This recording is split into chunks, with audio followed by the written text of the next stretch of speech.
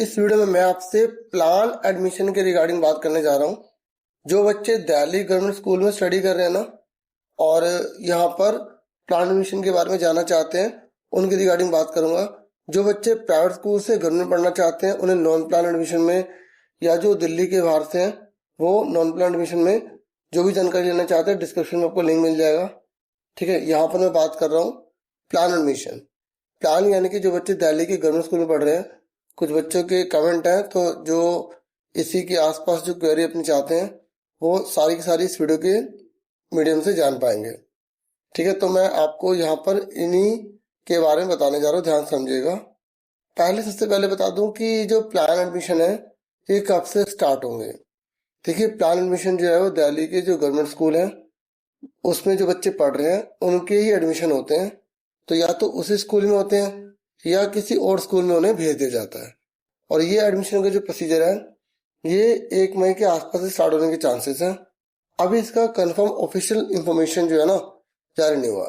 जब भी non plan के एडमिशन स्टार्ट होते हैं, ठीक है, उससे 1 हफ्ता पहले ही प्लान एडमिशन का प्रोसीजर स्टार्ट हो जाता है। इस बार ऐसा हुआ है कि नॉन प्लान के जो एडमिशन है उसका जो नोटिफिकेशन वो पहले आ गया, अभी तक प्लान का आया नहीं है। तो ये भी 1 मई के आसपास होने के पूरे चांसेस है। ये क्लियर हो गया। अब कुछ डाउट्स ले लेते हैं। जैसे 10th तक का कोई स्कूल है तो अब उसको किस में अप्लाई करना होगा। देखिए, उसका नॉन प्लान नहीं होता, उसका प्लान एडमिशन नहीं होता है। तो स्कूल वाले जिस स्कूल में रेफर करेंगे, जो आपकी स्ट्रीम आप जो लेना चाहते हैं उसके अकॉर्डिंग, वहां पे आपको भेजेगा। फिर वहां पे आपको फॉर्म वगैरह सबमिट करके अपना एडमिशन करवा लेना है। ठीक है, और यहाँ है कि नया साल का स्ट्रीम क्राइटेरिया, तो मैं आपसे शेयर कर देता हूँ स्ट्रीम क्राइटेरिया। देखिए, ये स्ट्रीम क्राइटेरिया, इसी के बेस पर आपको अलग अलग स्ट्रीम मिलेगी। जैसे कोई बच्चा अगर साइंस स्ट्रीम लेना चाहता है तो 55% एग्रीगेट बोला गया है। इंग्लिश स्टैंडर्ड या बेसिक दोनों में से कोई एक चल जाएगा। साइंस इनमें 50-50-50 चाहिए। साइंस विदाउट मैथ्स की अगर हम बात करें तो 55 है एग्रीगेट, इंग्लिश और साइंस में 50 है। स्टैंडर्ड या बेसिक दोनों में से किसी एक में 40 होनी चाहिए। कॉमर्स विद मैथ है तो 50% है, इंग्लिश में 45 है, स्टैंडर्ड या बेसिक इनमें से किसी एक में 50% होनी चाहिए।